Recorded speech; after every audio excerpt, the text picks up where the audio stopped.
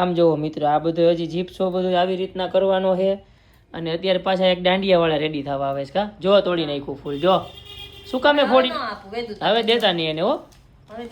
તો મિત્રો જો હજી આ બધો જીપ્સો કમ્પ્લીટ કરવાનો છે. એક દાંડિયાવાળાને રેડી કરી અને પછી આપણે હે ને રાતના 12 વાગે ચાલુ કરવાનું, તૈયાર કરવાનું. તે અમે લગભગ હે ને કાલ સવારના 9 વાગે નવરા થાવું લગભગ. કા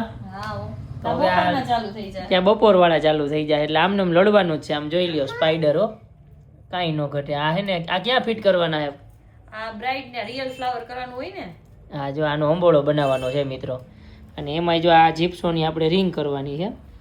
ઓય શું કરસ તું? કરવા લાગીશ ને મમ્મીને. એ કામ વધારે છે જો. વેદુ તું મેકઅપ કરીશ કે હેર સ્ટાઈલ કરીશ? મેકઅપ કરીશ. વેરી ગુડ માય બચ્ચા. જો મિત્રો આ રીતના એક એક ફૂલ છે ને આમ કટ કરવાનું હોય, પછી એક એક પિન કરીને પછી આખો અંબોળો કરવાનો હોય. કા કાલે બતાવીશ તમને. વાહ રે વાહ. તો મિત્રો જોઈ લ્યો, હજી આટલો જીપ્સો કરવાનો છે. અને આમ જુઓ થાકીને તે થઈ ગયા છે. પારેવડી ચોકમાંથી લઈ આવી જમીને અત્યારે પાછા પાર્લરમાં કરવા બેઠા છે. અને હજી એક દાંડિયાવાળા રેડી થવા આવે, એનું પતાવીને પછી કલાક આરામ થાય.